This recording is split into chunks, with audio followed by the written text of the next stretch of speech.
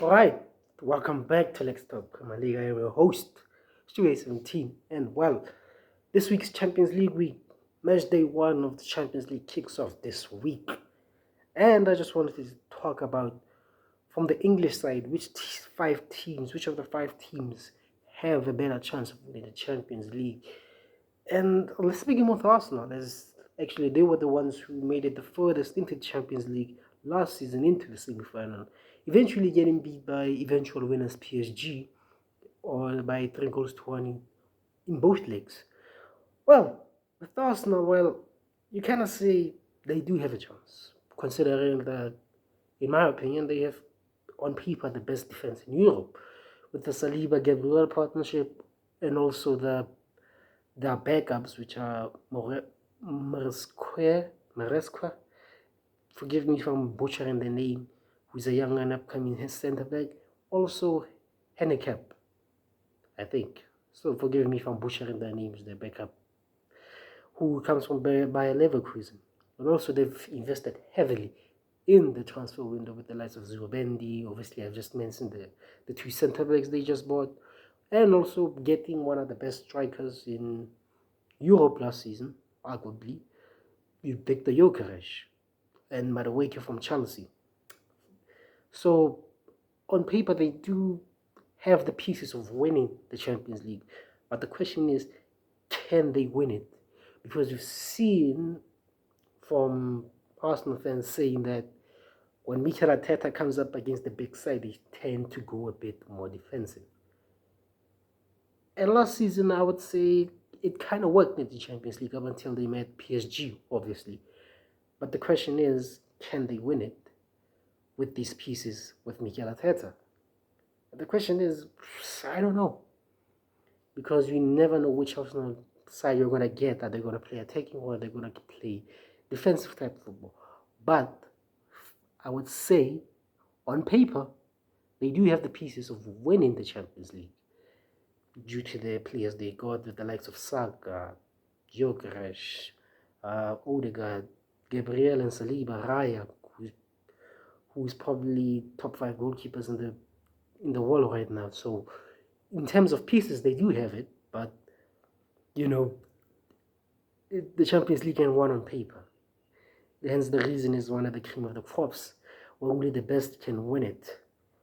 Also, let's move on to Merseyside as we go on to Liverpool, who is no secret they invested heavily into their squad, buying the likes of Wirtz, Alexander the Gunman Isak, the likes of Frimpong, Kirkes, the list goes on.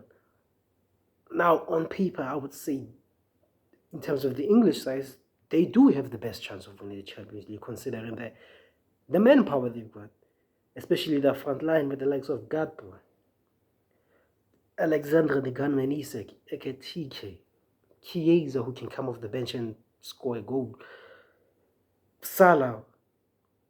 Those five right there, in my opinion, will give you goals and assists, in my opinion. And also the midfield, who, in my opinion, are the most balanced midfield in the league, in English football, with the likes of McAllister, Grafenberg, Sabosla, who can play two positions also as a right back. We also got the likes of Curtis Jones, who can probably work hard. So also we look at the defense with Van Dijk leading in the front line, with also Konate, if he can stay fit. With Konate, it's always been a question of, can he stay fit the entire season? Also, you've got probably the best goalkeeper in the Premier League, Alisson, behind them. So, yeah, even though last season they kind of went out early after finishing top of the table and all that stuff, but I would say this year, looking at the pieces they currently have and all the pieces they recruited all over the summer, the likes of the Gunman Isak, the magician of Germany, Florian Wirtz, Ekatike, who looks to be improving day in and day out when he plays for Liverpool, I would say, and also the old heads, with Salah, Van Dijk, Grafenbergs, and all those guys, they do have a chance of winning the Champions League this season. They do have the highest chance of any English team to win the Champions League this season. Now let's go on to Manchester, and I mean Manchester City. With Manchester City, last season was, to say underwhelming will be a understatement.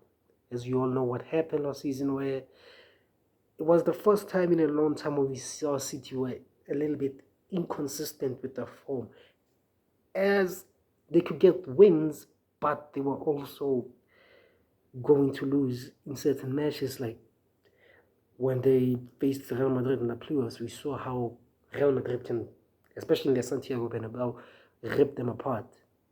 But this season is a new season, and let's be honest, City haven't really been lighting the world on fire. So currently, from what I saw, the only player who I would say has been consistent for City is Erling Haaland.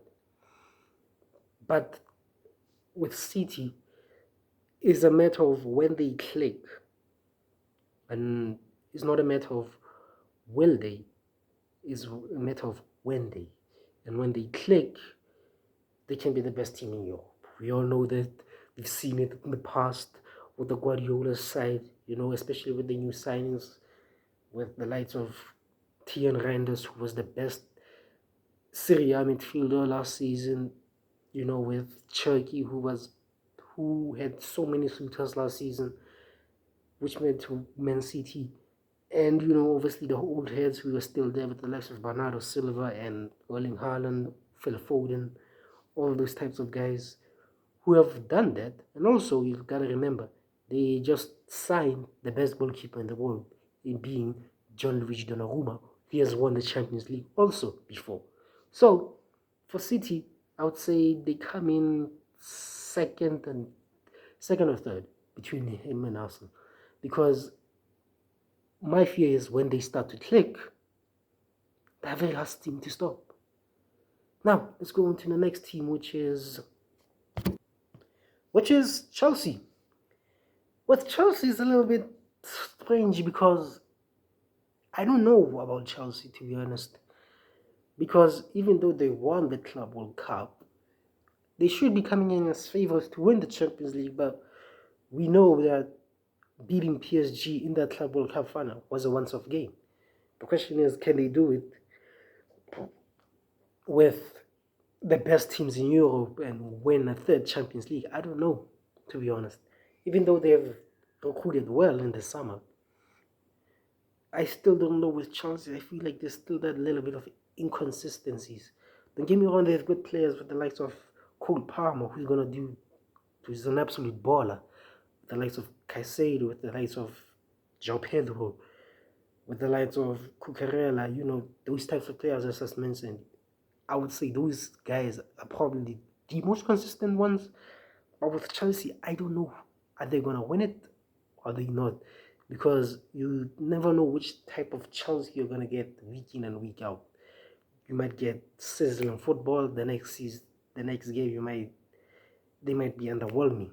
So with Chelsea, I still don't know what to expect, especially considering they're still a young squad, guys. You gotta remember that. They're still a young squad. So with Chelsea, I don't know. With Chelsea, obviously, I think they are the fourth favorites in terms of the English contention. And going on to the last one, which is Newcastle. And with Newcastle on paper, you would say they might get out of the first round. They might not even reach the playoffs. But we never know with Newcastle. On that day, they can hurt any team. Even though looking at the draw, it's not looking good starting off with Barcelona at St. James's Park. But even though you might have your doubts, even though they lost Isak, getting rejected a lot of times, but they did invest heavily in that squad also, with the likes of Vuisa and Volmate. I'm sorry if I'm butchering the name, but those are the two marquee signings they made. So you might say with Newcastle, you don't know.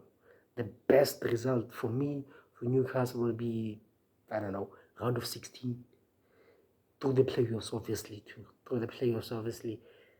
And well, I don't know. With Newcastle, you never know, because on that day they can give any top side a run for their money, especially in that midfield battle with, in my opinion, the hardest working midfield in the Premier League with Guimaraes, Joelinton, and Tonali.